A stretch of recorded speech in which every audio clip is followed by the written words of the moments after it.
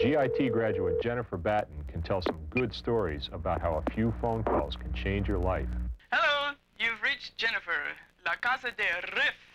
Please leave a message and I'll get right back to you. Jennifer, this is Steve. Call me right away. I got an audition for you. Jennifer, this is Steve again. Call me as soon as you can. I have a great audition for you. Jennifer, you gotta call me back. All right, I'll tell you. It's the Michael Jackson tour. Call this number. And so my first thought was, that's such a huge thing, I'll never get it, but I'll call it. It's pretty exciting to even be able to audition for that. And I called up and asked when the last possible time to audition was, so I could stay home and work on his tunes. And I hooked it up about 3 days later and just canceled everything, canceled all my students, canceled everything, stayed home, bought a CD player so I could hear all the parts real clearly, and went in and auditioned, and it turned out it was just me in front of a video camera. There was no band there, which was kind of relaxed, actually, and I'm glad Michael wasn't there. He was just going to look at the videos later. And they wanted to hear some funk rhythm stuff, because that's 90% of the show was playing parts and rhythm.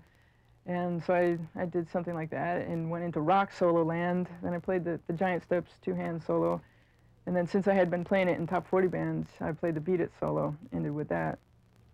And I heard he was going to look at the videotapes that night, and I came home from teaching at GIT the next day, and for the first time in 3 years, I left my machine off. So I thought, damn, he probably hired somebody that was home. It's over, you know?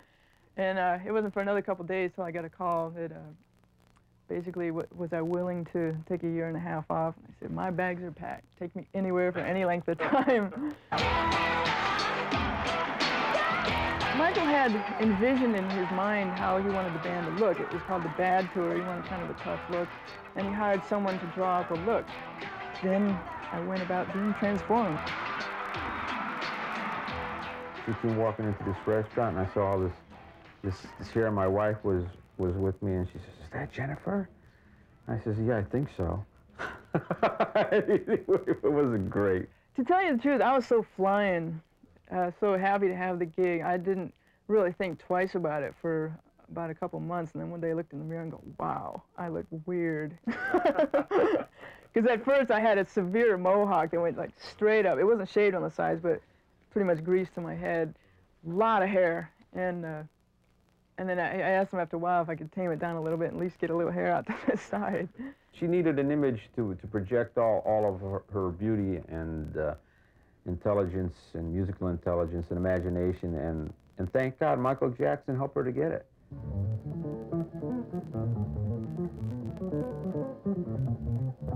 When Jennifer came to GIT, she met the man who was to become the biggest influence on her musical career, world-famous jazz guitarist Joe DiOrio.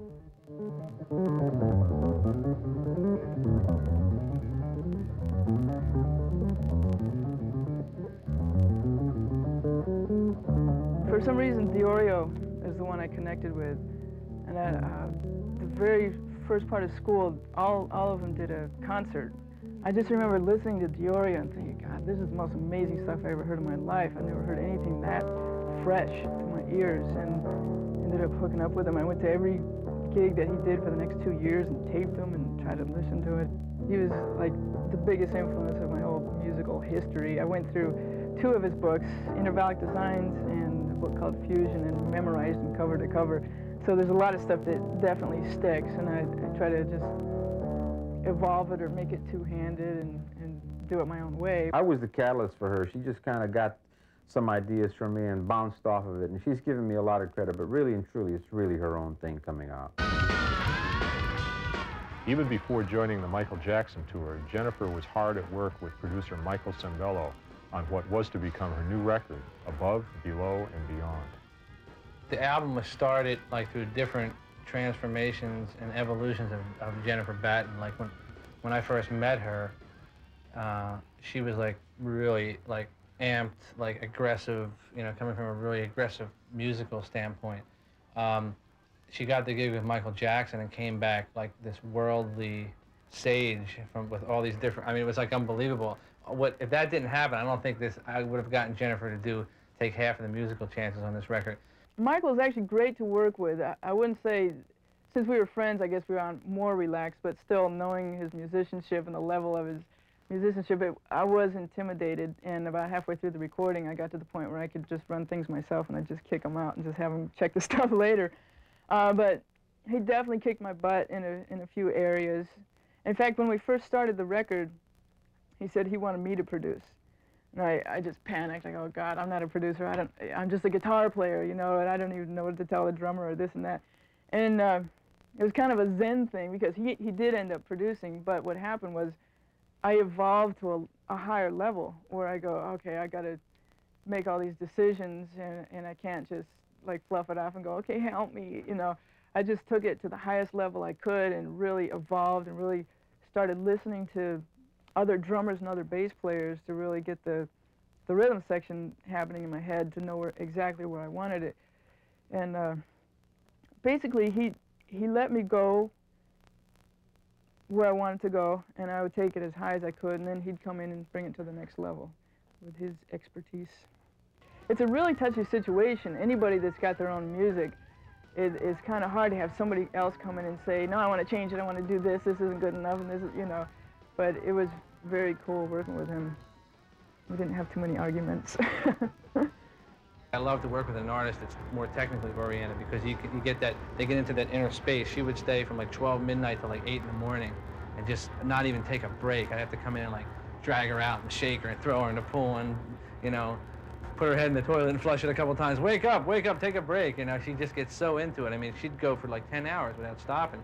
There's a lot of different kinds of music on the record. It's not just one bag. I mean, it's like 90 seconds of straight-ahead bebop. There's Flight of the Bumblebee, a classical thing, and a hip-hop thing, remake of Respect, and a lot of hard rock. So that kind of encompasses a world of ideas. If you look at the cover, the whole vibe of it is kind of resurrecting the goddess era. There's Aphrodite and Venus below the water, and since there aren't that many women out there doing solo guitar records, I just wanted to bring that female aspect into it.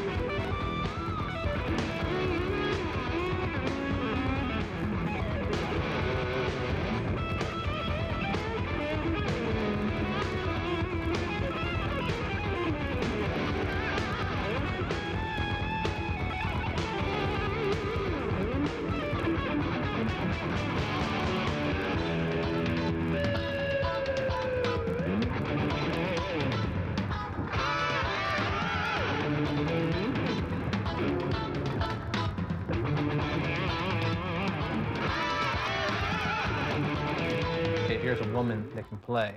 This is the first, you know, this is the first on record, you know, and being done right. And I'm not saying it's the first in the universe, because I don't know what Mars or Jupiter has going. There could be some slam and female players there, but you know, I'm going to just say safely, this was like, okay, here's Jennifer Batten, basically, you know, like this is her story. Every once in a while I hear somebody talking behind my back, or you hear the old adage, the girls can't rock and that kind of stuff. And I'm aware of that stuff, but it hasn't been directly in my face. I haven't had to deal with it too much.